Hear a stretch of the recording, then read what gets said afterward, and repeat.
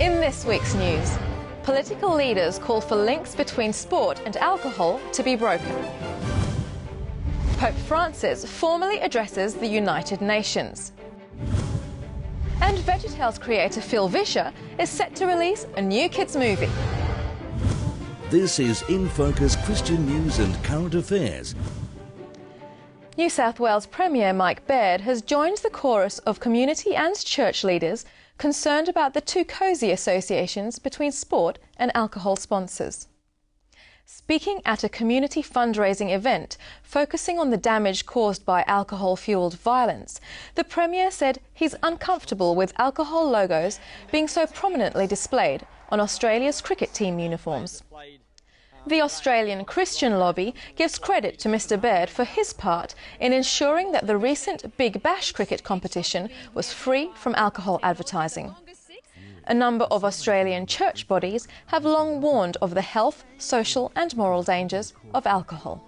You encourage sports where people, and sports helps people to become healthy. But at the same time, you encourage the drinking side of things. It doesn't make sense. It goes against logic. An Australian-led evangelistic team has seen growing crowds of up to 10,000 gather for preaching and healing meetings in Vanuatu's capital, Port Vila.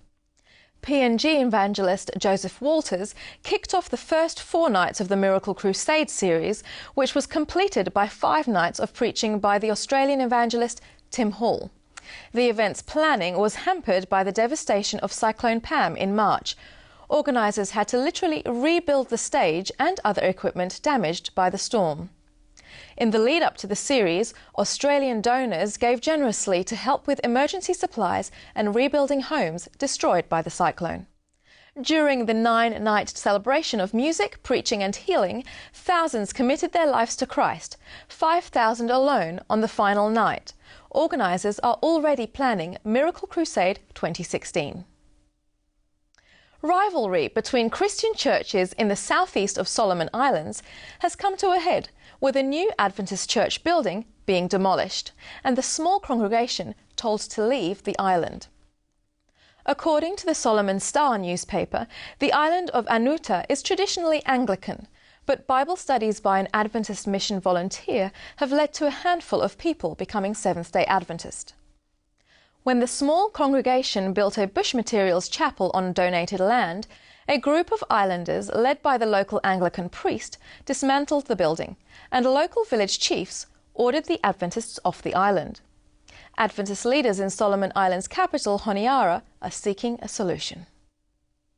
For the first time in history, a Roman Catholic Pope has formally opened a session of the United Nations General Assembly.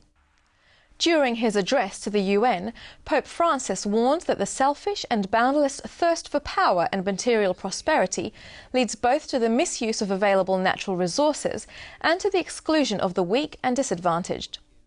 He urged world leaders to care for the poor and human life at all its stages, to find effective agreements on slowing climate change, and to work towards nuclear disarmament. The Pope's visit to the UN and the United States has prompted apocalyptic speculation from some in the Christian community, with others calling for restraint and calm. At the United Nations meetings, governments from around the world approved a set of 17 global goals for sustainable development, which aim to end all forms of poverty by the year 2030. The Sustainable Development Goals replace the Millennium Development Goals, which expire this year despite being only partially achieved. To highlight the new global goals, faith leaders from around the world have been encouraged to participate in the Prayer for Everyone campaign. The World Council of Churches held a prayer session in Geneva to dedicate the global goals to God and express solidarity with their aims. The advent of the new Sustainable Development Goals has not been universally welcomed, however, with 48 African Catholic bishops and cardinals warning that the global goals are a front for a Western anti-family agenda. In a written statement to the United Nations, the Catholic leaders say UN support for reproductive rights is code for contraception, abortion and sex ed programs with inadequate attention to moral issues. The letter accuses the Global Goals agenda of perpetrating a new form of slavery, slowing African population growth to European levels, and destroying traditional African pro-family values. More than 100 parliamentarians from almost 50 countries around the world have sent joint letters to 3 authoritarian governments, pleading for more religious freedom in their countries. At a summit held in New York by the International Panel of Parliamentarians for Freedom of Religion or Belief, the elected representatives drafted letters to leaders of countries dominated by Buddhism, Islam and Communism: Myanmar, Iran and Vietnam. The International Panel of Parliamentarians launched in 2014 and represents political leaders from Europe, Africa, the Middle East and Latin America. The event was co-sponsored by the International Religious Liberty Association, an interfaith body coordinated by the Seventh-day Adventist Church. Following the Adventist World Church's controversial decision in July this year not to fully ordain women pastors, regional church leaders in Norway and Denmark say they will no longer ordain pastors at all. The president of the Seventh-day Adventist Church in Norway said the decision is a matter of conscience and that the global Adventist Church has not been following a biblical model of ordination for many years.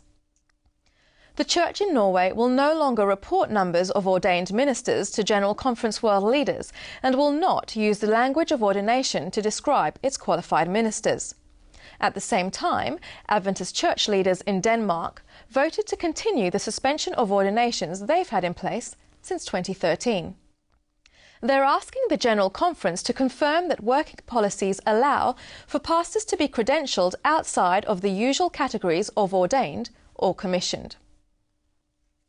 The creator of VeggieTales, Phil Vischer, is releasing his first feature-length movie for kids in nearly a decade.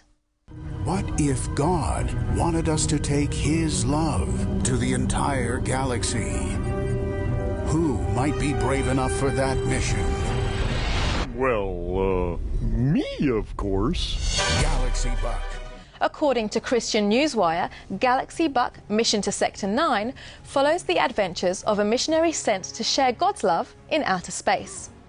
God isn't asking you to do big things. He's asking you to be with Him. Trust Him. Rest in Him.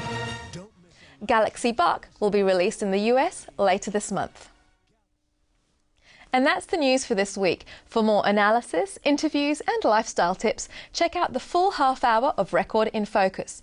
All the episodes are at our website, record.net.au, or you can watch the programme on Hope Channel or Foxtel's Australian Christian channel. Thanks for your company. I'll see you next time. God bless.